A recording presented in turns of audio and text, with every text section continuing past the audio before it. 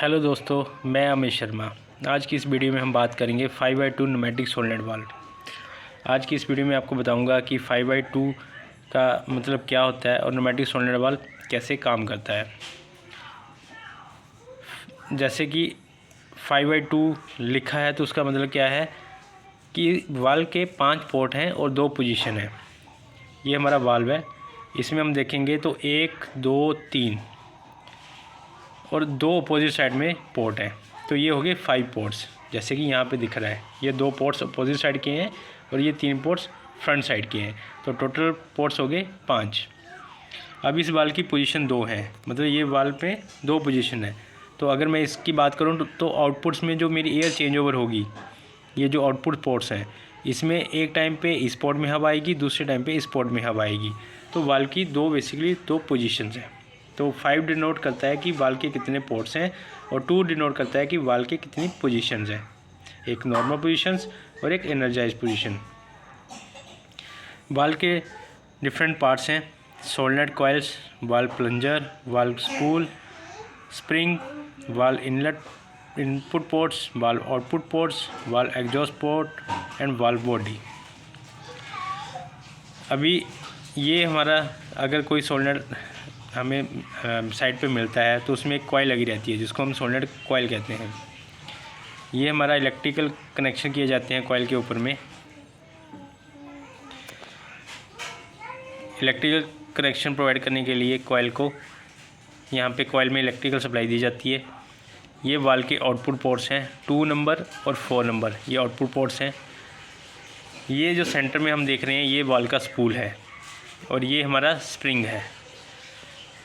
नीचे में अगर देखते हैं तो 1 नंबर पोर्ट पे इनपुट पोर्ट्स है जहाँ से एयर की सप्लाई इन करती है। 3 नंबर पोर्ट हमारा एग्जॉस्ट पोर्ट है।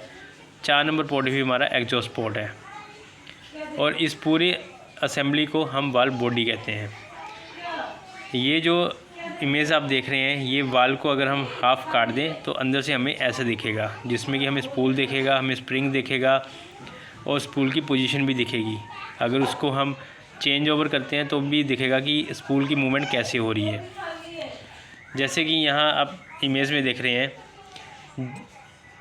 यहाँ पे दिख रहा है कि एक पार्ट ये है और एक पार्ट ये है जो कि हाईलाइटेड नहीं है। जो हाईलाइटेड है वो वाल्व की एक पोजीशन है, जो हाईलाइटेड नहीं है वो वाल्व की सेकंड पोजीशन है।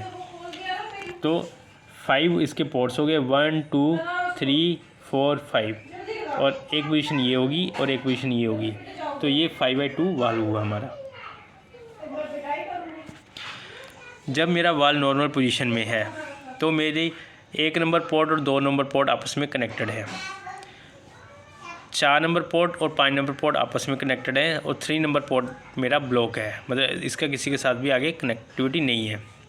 सेम हम यहाँ देखते हैं वाल्व में 1 नंबर पोर्ट में मेरी इनपुट एयर आई। ये इनपुट एयर मेरी 2 नंबर पोर्ट के साथ कनेक्टिविटी बना के रख रही है। 4 और 5 नंबर पोर्ट मेरा आपस में कनेक्टेड है और 3 नंबर पोर्ट पे स्पूल अभी प्रेजेंट है, तो इसने इस पोर्ट को ब्लॉक कर रखा है। और ये हमारा स्प्रिंग है, ये मेरी वाल्व की नॉर्मल पोजीशन को बता रहा है। अब जब मेरा वाल्व एनर्जाइज हुआ उस टाइम पे मेरा स्प्रिंग जो है वो कंप्रेस हो गया और मेरा अभी यहाँ डायग्राम में दिख रहा है कि 1 नंबर पोर्ट 4 नंबर पोर्ट के साथ कनेक्ट हो गया। ये मेरी वाल्व की सेकंड पोजीशन आ गई। 1 नंबर पोर्ट 4 के साथ कनेक्ट हो गया, 2 नंबर पोर्ट 3 के साथ कनेक्ट हो गया और 5 नंबर ब्लॉक हो गया। तो यहाँ पे भी 5 नंबर पे अभी स्पूल है तो इसने इस पोर्ट को ब्लॉक कर दिया।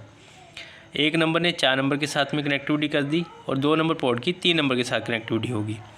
तो इस तरह से हमारे वाल्व जैसे एनर्जाइज हुआ और अगर वाल्व डी एनर्जाइज हुआ तो जैसे जैसे उसकी स्पूल की पोजीशन चेंज होगी वैसे ही पोर्ट के इंटरकनेक्शन भी चेंज होते हैं। एग्जाम्पल के लिए अभी हम समझते हैं, ये मेरा वाल्व है। वाल्व के आउटपुट में मैंने एक सिलेंडर को कनेक्ट किया हुआ है। जब मेरा वाल्व नॉर्मल पोजीशन पे है तो इनपुट एयर मेरी 1 नंबर पे आई और ये 2 नंबर से आउटपुट में गई। आउटपुट से ये सिलेंडर के बैक साइड में मेरी एयर फिलअप है, तो सिलेंडर की शाफ्ट बाहर पोजीशन में है। सेम यहाँ देखते हैं, 1 नंबर से एयर आई, 2 नंबर के आउटपुट पोर्ट से गई और ये सिलेंडर के ट्यूब में फिल होगी, तो उसने शाफ्ट को फॉरवर्ड डायरेक्शन में मूव कर दिया। यहाँ से जब सिलेंडर मेरा फॉरवर्ड डायरेक्शन मूव करने स्टार्ट हुआ तो एग्जॉस्ट एयर जो थी, जो सिलेंडर शाफ्ट के जो फ्रंट साइड में जो एयर है वो 4 नंबर पोर्ट से होते हुए 5 नंबर पोर्ट से एग्जॉस्ट होगी। अगर ये मेरी एयर एग्जॉस्ट नहीं होगी तो ये मेरी शाफ्ट को मूव करने नहीं देगा। इसलिए जब यहाँ से एयर एंटर करती है तो शाफ्ट फ्रंट साइड में मूव करता है और फ्रंट की एयर को 4 नंबर पोर्ट और 5 नंबर पोर्ट के थ्रू एग्जॉस्ट कर दिया जाता है। सेम जब मेरा वाल एनर्जाइज हुआ, मेरी कॉइल को एनर्जाइज किया गया सोलेनॉइड को, उस समय मेरा वाल की पोजीशन चेंज होगी। अभी मेरा 1 नंबर पोर्ट 4 नंबर के साथ कनेक्ट हो गया। जैसे ही मेरा 1 नंबर पोर्ट 4 के साथ कनेक्ट हुआ तो एयर मेरी यहाँ से एंटर करेगी और यहाँ से होते हुए सिलेंडर के फ्रंट साइड के पोर्ट में एंटर करेगी। जैसे ही फ्रंट में एयर एंटर करेगी ये शाफ्ट को फोर्स करेगा बैकवर्ड जाने के लिए, तो मेरी शाफ्ट बैकवर्ड पॉइंट पे आ गई।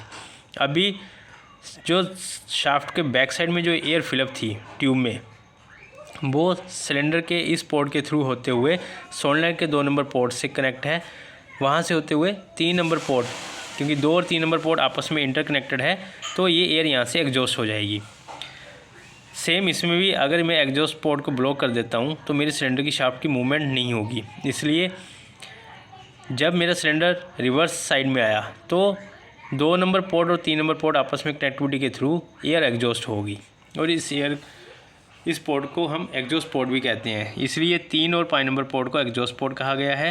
1 नंबर पोर्ट को इनपुट पोर्ट कहा गया क्योंकि 1 नंबर पोर्ट 2 के साथ भी कनेक्टिविटी कर रहा है और 4 के साथ भी कनेक्टिविटी कर रहा है। चाहे सोलेनॉइड एनर्जाइज है या डी एनर्जाइज है, वो दोनों में से किसी एक पोर्ट के साथ कनेक्टिविटी बना के रख रहा है। जबकि हमारा 5 नंबर और 3 नंबर पोर्ट एक टाइम पे एक पोर्ट ब्लॉक हो रहा है, दूसरे टाइम पे दूसरा पोर्ट ब्लॉक हो रहा है। अभी इसकी हम एप्लीकेशन की बात करें तो इसको सोलेनॉइड वाल्व को न्यूमेटिक सिलेंडर्स को ऑपरेट करने के लिए यूज़ किया जाता है। किसी भी अगर मीडियम, जैसे अगर एयर है तो एयर के मीडियम को अगर डायरेक्शन को अगर मुझे चेंज करना है तो उसके लिए मुझे वाल्व की रिक्वायरमेंट होती है और उस वाल्व के थ्रू ही मैं किसी सिलेंडर की पोजीशन को चेंज कर सकता हूँ। तो इंडस्ट्री के अंदर में सोलेनॉइड वाल्व का यूज़ न्यूमेटिक गेट्स को ऑपरेट करने के लिए, शट ऑफ गेट्स को ऑपरेट करने के लिए यूज़ किया जाता है। ये डिपेंड्स करता है कि आपका मीडियम क्या है।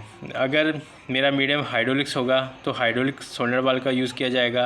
अगर मेरा मीडियम एयर है तो air type pneumatic solenoid valve का यूज़ किया जाएगा। सोलेनॉइड वाल्व या तो 2x2 होगा या 3x2 होगा या 5x2 होगा। Thanks to watch my video. अगर आपको मेरी वीडियो पसंद आई हो तो मेरे इस चैनल को लाइक और सब्सक्राइब ज़रूर करें। धन्यवाद।